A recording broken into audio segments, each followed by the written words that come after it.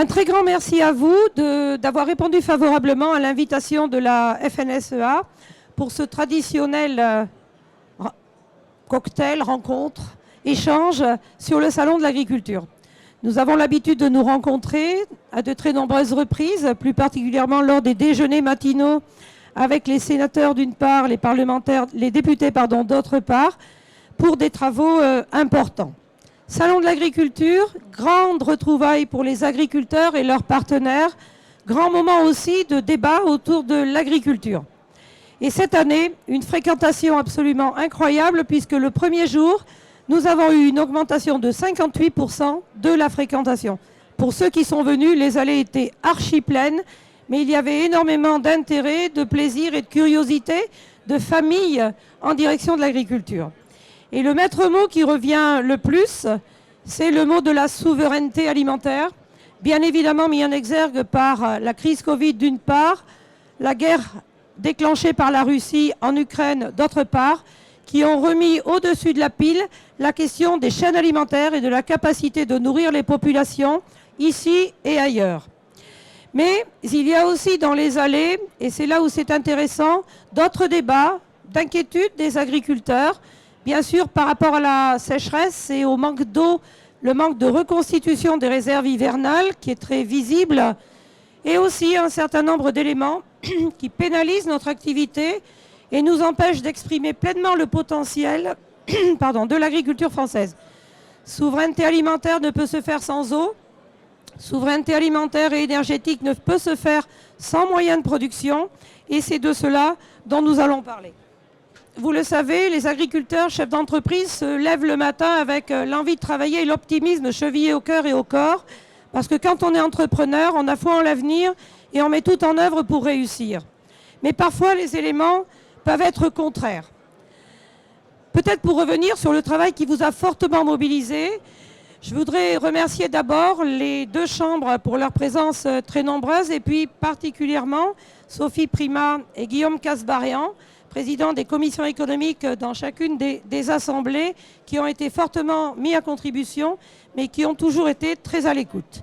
Saluer aussi l'esprit constructif qui préside à ce rassemblement puisqu'il est transpartisan. Et parce que la FNSEA, syndicat réformiste et syndicat de solutions, s'est attaché à discuter avec chacun d'entre vous dans un moment politique singulier dans l'histoire de la composition de nos deux chambres. Moment particulier, voire très particulier, nous avons pu le constater. Les sujets qui touchent le monde agricole ont été nombreux, très nombreux, depuis le début de la mandature. Projet de loi de finances, retraite agricole, accélération des énergies renouvelables, agrivoltaïsme, suite des états généraux de l'alimentation. Et les parlementaires ont été mis à rude épreuve, à rude tâche pour conduire l'ensemble de ces sujets dans un esprit constructif. Et d'ailleurs, nous avons remarqué que bon nombre de textes concernant l'agriculture sont votés dans de très larges majorités, parfois même à l'unanimité, ce qui montre l'intérêt que vous portez et l'esprit constructif qui est le vôtre vis-à-vis des grands sujets agricoles. Nous continuerons nos petits déjeuners de travail et nos auditions régulières dans l'année qui vient. Attachons-nous au premier texte, pas dans l'ordre, l'accélération des énergies renouvelables. Texte porté par Madame Pannier-Runacher, ce projet de loi qui intègre des éléments très intéressants pour l'agriculture, des éléments qui avaient été préalablement portés dans une PPL au Sénat et qui ont été repris à l'Assemblée, preuve de la bonne complémentarité sur ce sujet. Ces énergies renouvelables, pour les agriculteurs, elles représentent un attrait et une piste particulière, à la fois de contribution positive à la lutte contre le changement climatique, à la satisfaction des besoins des Français, mais aussi une source de revenus. Déjà le titre, accélération, je crois que c'est la première fois dans l'histoire qu'un texte de loi est intitulé « Accélération ». C'est bien, nous on aime bien les accélérations. Et nous avons pu travailler d'arrache-pied. Je veux saluer le travail d'Olivier Dauger, Franck Sander et Henri Biespéré, qui ont été les interlocuteurs privilégiés sur ce texte. Concernant les commissions, je voudrais saluer le travail très important qui a été conduit par Éric Botorel et Dominique Potier pour l'Assemblée, mais également par Franck de Ménonville et Patrick Chauvet pour le Sénat. L'équilibre difficile mais possible entre souveraineté alimentaire et souveraineté énergétique. Et c'est vrai, un sujet compliqué, souvent débattu. Et vous êtes hyper attentifs, mais ici c'est un petit peu plus turbulent. Je ne sais pas pourquoi, j'en reconnais certains. L'équilibre entre souveraineté alimentaire et souveraineté énergétique fait débat, y compris dans l'opinion, y compris dans les rangs agricoles. Et nous nous sommes attachés à trouver un point d'équilibre. Il faut reconnaître que pour l'instant, malheureusement, faute de cadre, c'est parfois l'anarchie qui prévaut, avec ainsi des contestations, une inacceptation territoriale qui pourrait être préjudiciable. Vous avez contribué à cette position d'équilibre et je veux vous en remercier. Et ainsi, le secteur agricole sent qu'il peut être un acteur dynamique, positif et incontournable de la transition énergétique en France. Autre sujet très important, les retraites. Dans la continuité des travaux d'André Chassaigne, qui avait réhabilité pour les anciens exploitants et les retraités actuels à la fois les carrières complètes et les conjointes, réparer une injustice qui existait depuis trop longtemps, une avancée importante a eu lieu avec le texte sur les 25 meilleures années pour le calcul des retraites des agriculteurs. Nous avions une particularité pénalisante. Nous aspirions depuis 20 ans à changer et à pouvoir enfin, comme d'autres secteurs, calculer les retraites agricoles sur les 25 meilleures années. C'est désormais possible. C'est un combat historique pour l'équité, pour notre secteur agricole. Et je veux remercier très sincèrement Julien Dive et Olivier Marleix pour l'Assemblée nationale et Pascal Gruny au Sénat pour leur implication et leur écoute sur ce sujet. Remercier aussi le ministre Olivier Dussopt qui a été attaché à aboutir positivement sur ce sujet. La mobilisation, il faut le dire, s'est faite en un temps record, dans un esprit transpartisan, preuve que l'égalité des traitements des agriculteurs était une évidence à la fois politique et sociétale. Cette avancée, c'est celle de la dignité pour les agricultrices et les agriculteurs. La dignité, à un moment où nos agriculteurs ont vraiment besoin de plus de reconnaissance. Et elle constitue sans aucun doute une pierre importante posée à l'édifice de la transmission des exploitations agricoles, favorisant le goût d'entreprendre un agriculteur pour les nouveaux arrivants que nous attendons très nombreux et dont nous avons besoin pour assurer la relève en agriculture. Il nous faut souligner que les mots qui ont été prononcés dans les deux assemblées par les uns et les autres durant les débats qui ont été très suivis ont beaucoup touché la profession agricole, tant ils affirmaient avec justesse la reconnaissance accordée au travail des agriculteurs et des agricultrices et de leurs familles. Beaucoup ont évoqué le documentaire Nous paysans qui a montré de belle manière combien les agriculteurs dans notre histoire ont toujours été au rendez-vous de l'histoire, avant-guerre, pendant la guerre, après-guerre, pour tenir les territoires et assurer la production d'alimentation pour nos compatriotes. Il faut désormais parachever l'égalité en traitant bien les sujets suivants, comme par exemple les minima et les retraites des conjoints. Permettez-moi d'avoir un mot particulier pour Lux Messart, qui a été un défenseur acharné de ce texte, et je veux qu'il soit salué également. Parlons maintenant de la loi alimentation et de sa suite avec la PPL de Frédéric Descrozaille. Je veux saluer l'initiative parlementaire portée par Frédéric Descrozaille, mais l'ensemble du groupe majoritaire autour d'Aurore Berger, qui s'est personnellement beaucoup impliqué pour tenir. Il faut dire que l'engagement a été fort et nécessairement fort face à des pressions exceptionnellement fortes, vous l'avez vu. La presse quotidienne y a gagné quelques cas euros avec des publications en pleine page pour contester ce texte-là. Ça prouve pour nous agriculteurs la pertinence pour les agriculteurs. J'aime bien dire que mon degré de satisfaction sur les avancées et les textes, c'est le degré de colère de Michel-Édouard Leclerc. Et là, ça a fonctionné à 100%. Je voudrais donc me réjouir. Et les négociations difficiles qui se passent en ce moment le prouvent, combien il est nécessaire de pérenniser les dispositifs SRP plus 10 et encadrement des promotions, ou encore la lutte contre la délocalisation des sièges des entreprises à l'étranger pour contourner nos lois françaises. Dire aussi combien nous comptons sur la commission mixte paritaire, désormais fixée au 15 mars, pour conserver l'esprit des dispositifs. Je me réjouis également de l'avancée apportée au Sénat, notamment pour instaurer la non-négociabilité de la matière première sur les MDD, qui n'était pas prévu au début. Et je peux vous dire qu'un certain nombre de distributeurs sont assez harcelants en ce moment pour essayer de raboter le retour de la matière première agricole alors qu'elle est non négociable en disant « je ne vous donne que 80% de la MPA ». Voilà, des témoignages d'industriels qui sont passés ici sur notre stand hier. Alors ce texte est particulièrement important dans un contexte d'inflation. Il n'était pas du tout prévu pour s'exercer dans un contexte d'inflation comme nous le connaissons, historique, mais il a contribué à améliorer fortement les négociations commerciales et ça ne pouvait pas rester non plus un angle mort dans le texte. La digne rémunération des agriculteurs est indispensable, même si nous entendons aujourd'hui, et les médias s'en font largement l'écho, la situation de précarité de certains qui est amplifiée par le niveau d'inflation que nous connaissons. Le coût du logement, les loyers ont augmenté de 31% en 5 ans, mais ils s'en parlent moins que le plus 12% sur l'alimentation qui, elle, ne représente que 13% dans le budget des ménages. Et les agriculteurs, je peux vous le dire, vivent très mal d'être en permanence mis sur la sellette et d'être présentés comme la variable d'ajustement possible du budget des ménages en donnant la possibilité de payer moins cher les produits agricoles et alimentaires. Je peux vous dire qu'en permanence entendre ça à la radio, on sait, et les observateurs nous le disent, que plus il est question de pouvoir d'achat et d'inflation dans les médias, plus les Français cherchent les discounts et les bas prix, ce qui va à l'encontre de tout ce que nous avons construit ensemble.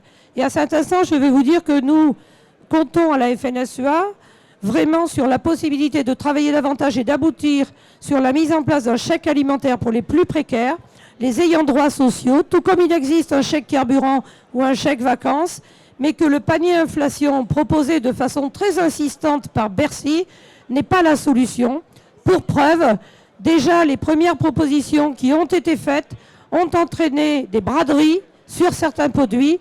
Regardez dans les documents ce qui s'est passé sur le coulommiers ou sur la pointe de Brie, qui a décroché de 20% en 5 jours, dès lors qu'il a été présenté de façon très bradée chez un des distributeurs.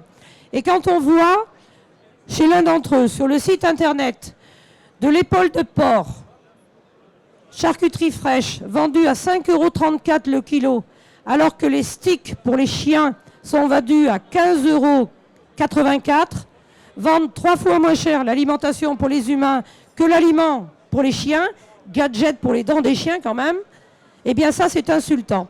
Et ces distributeurs-là sont sans foi ni loi, ça le prouve, d'où l'importance de tenir bon et nous comptons sur votre soutien au secteur agricole qui vous rendra, je peux vous le dire, plus de reconnaissance qu'ils ne vous en rendront, eux, instantanément et devant l'éternité. Les travaux qui ont été réalisés ces 9 derniers mois ont été intenses et ont fait l'objet de très nombreux débats. Et je peux vous dire que beaucoup d'agriculteurs suivent avec assiduité les débats à l'Assemblée, tous les soirs, vous regardant débattre, exposer. Donc, je ne vais pas dire tenez-vous bien, mais pensez à eux, parce qu'ils sont nombreux à compter sur vous pour porter leur voix. De cette façon et avec ces textes, nous voulons ensemble tenir la souveraineté alimentaire et la souveraineté énergétique, trouver aussi les solutions pour lutter contre le changement climatique. Ce sont ces défis capitaux qui sont devant nous. Et puis il y a un défi qui est le suprême défi de tous, c'est la continuité de nos activités. C'est donc le renouvellement des générations et la capacité que nous avons de trouver de jeunes repreneurs pour nos exploitations. Fils ou filles d'agriculteurs, non-fils ou non-filles d'agriculteurs venant d'ailleurs et d'horizons de plus en plus différents, de plus en plus formés et qui viennent vers nos métiers qui attirent ces jeunes-là. C'est très important au moment où 40% des agriculteurs vont atteindre l'âge de la retraite d'ici 2030 et il faut donc reparler positivement d'attractivité des métiers, de revenus et de possibilités aussi de style de vie proche des autres secteurs d'activité. Quand on parle d'attractivité, il y a aussi la compétitivité et permettez-moi de vous remercier très sincèrement pour la poursuite du dispositif TODE, sans lequel nos filières très employeuses de main-d'œuvre en territoire ne pourraient pas tenir. Merci d'avoir compris cela, vous l'aviez compris depuis longtemps, merci d'avoir donné corps à cette nécessité. Nous avons besoin de tous ces éléments pour contribuer à la compétitivité des activités de la Ferme France. Les sujets se portent aujourd'hui sur 2 thèmes majeurs que je veux détailler pour finir. Le premier d'entre eux, c'est l'accès à l'eau. Quand on dit année de sécheresse, on se dit aussi gestion en anticipation.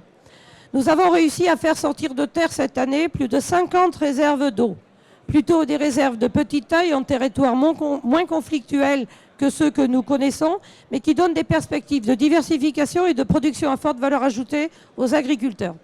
Mais il subsiste un certain nombre de résistances, voire d'oppositions farouches dans certains territoires, et d'actions sidérantes, violentes, qui, bien que les manifestations soient interdites par la préfète du département, se déroulent quand même, et parfois avec des élus de la République ceints de leur écharpe. Je peux vous dire que ces actes de destruction massive en direction d'outils de production des agriculteurs ont blessé fortement les agriculteurs, ont révolté les agriculteurs contre ces comportements, et nous savons qu'il se prépare à nouveau un certain nombre d'événements violents. Nous souhaitons que cette fois-ci, l'ensemble des parlementaires représentant la République soit du côté des bâtisseurs, soit du côté des constructeurs, et non pas du côté des déserteurs et des destructeurs qui apportent beaucoup moins à notre pays. Sur le sujet de l'eau, soyons clairs, il ne peut pas y avoir d'agriculture sans eau, il n'y aura pas de souveraineté alimentaire sans une meilleure gestion de l'eau. Quand une ressource est rare, il faut la prendre en considération et bien la gérer. Et nous sommes prêts, nous agriculteurs, à travailler à la fois sur plus de stockage et plus de sobriété. Et l'un va avec l'autre. Déjà depuis 20 ans, nous avons amélioré l'efficience de l'eau avec des sondes capacitives, des alertes, des indicateurs permis par les chambres d'agriculture sur l'évapotranspiration pour amener la juste dose d'eau et éviter de gaspiller. Nous continuerons sur cette nécessaire sobriété. Mais nous voulons stocker plus parce que les précipitations erratiques nous poussent à le faire et il faut qu'on arrive à en convaincre nos concitoyens. Dire aussi que sur ce sujet, il n'y aura pas de souveraineté. Donc le triptyque sobriété, stockage, souveraineté, c'est vraiment ce que nous voulons porter dans les territoires. Dire aussi que nous avons des problèmes sur l'agriculture biologique avec aujourd'hui une rupture d'achat et une rupture du contrat de confiance par les consommateurs qui se détachent de l'achat d'agriculture biologique. Nous avons obtenu hier un plan d'accompagnement de 10 millions d'euros et la meilleure preuve d'accompagnement, ça sera l'achat des consommateurs pour ces produits.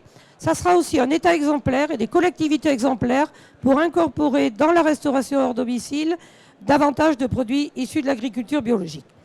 Et puis il y a un sujet, je terminerai par celui-ci, qui agite toujours les discussions, c'est le sujet des produits phytosanitaires, qui ont été en France diabolisés bien plus qu'ailleurs.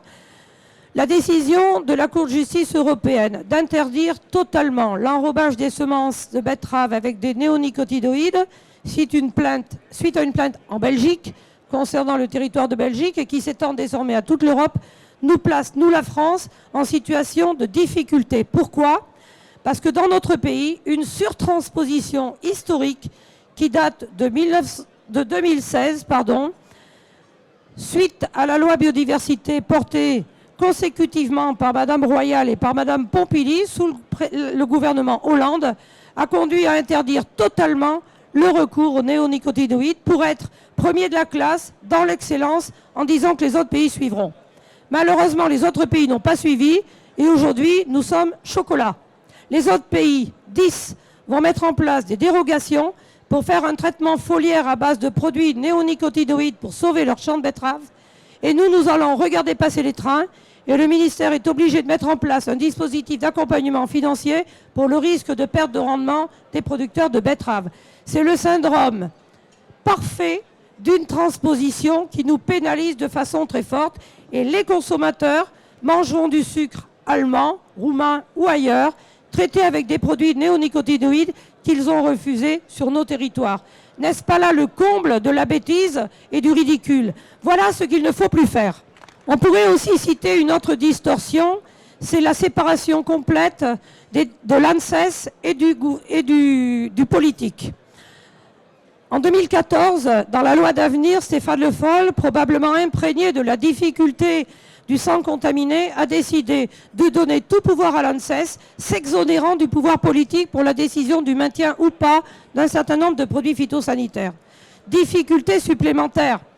Quand l'ANSES, qui a 5 tutelles, autant dire aucune autorité hiérarchique, dit qu'elle ne peut pas prouver qu'il y a 0 risque, elle interdit, au nom du principe de précaution. Nous avons fait devant le président de la République la semaine dernière et devant la première ministre la démonstration suivante.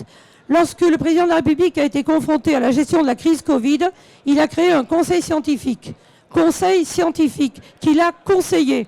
Mais c'est lui qui, en politique, a décidé de ne pas confiner tout le monde, comme la préconisation était faite, de garder les métiers essentiels ouverts, les soignants, les agriculteurs, les éboueurs, les énergéticiens, tous ceux qui avaient besoin de continuer à travailler pour faire fonctionner le pays. Eh bien, moi, je demande qu'on revienne sur cette loi de 2014, et c'est à vous que je m'adresse, pour pouvoir redonner le poids du politique qui, lorsqu'il voit qu'il y a un intérêt supérieur par rapport à la souveraineté alimentaire, parce qu'il faut conserver notre capacité de produire, soit capable de dire « j'appréhende les risques, mais je donne 2 années de plus, 3 années de plus, le temps d'avoir une solution ». Pas d'interdiction sans solution, plus de temps et plus de moyens pour la recherche, c'est la seule façon d'y parvenir. Il faudra du courage politique, je le sais, mais nous serons à vos côtés. Alors, pour finir, heureusement, des initiatives sont prises et je voudrais les saluer pour réarmer l'agriculture française. La planification pour rechercher des alternatives aux produits phyto est lancée. Enfin, des réunions vont se tenir. Des initiatives sont prises et je tiens à saluer Laurent Duplon, je ne sais pas s'il est là ou pas, je ne l'ai pas vu, qui s'est emparé de cette problématique suite à ces 2 rapports pour faire une proposition de loi qui vise justement à lever un certain nombre de blocages. Mais la FNSEA a aussi entendu la volonté d'Aurore Berger de pointer les surtranspositions, sujet central s'il en est, et nous attendons avec impatience le positionnement des élus sur ce sujet. Je me réjouis que ce soit Stéphane Travert, ancien ministre de l'Agriculture, qui en soit le porteur, et nous serons force de proposition aussi pour suggérer un certain nombre d'avancées.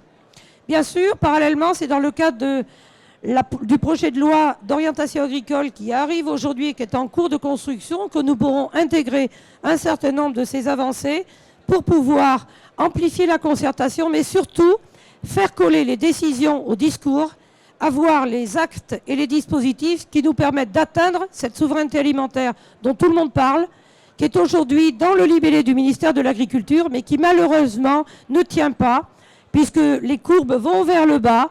Nous importons plus, nous exportons moins, la balance commerciale agricole se dégrade et sans le vin, la balance commerciale est déficitaire, ce qui pour nous est une catastrophe totale. Quand nous importons plus, ce sont des produits qui n'ont pas les mêmes règles, ça trompe les agriculteurs, ça trompe les consommateurs. Alors, ressaisissons-nous, réarmer l'agriculture au sens noble du terme et lui donner les moyens de produire. Vous pourrez toujours trouver aux côtés de la FNSEA un interlocuteur actif, un interlocuteur constructif et réformiste pour porter ces avancées-là. Merci de votre attention.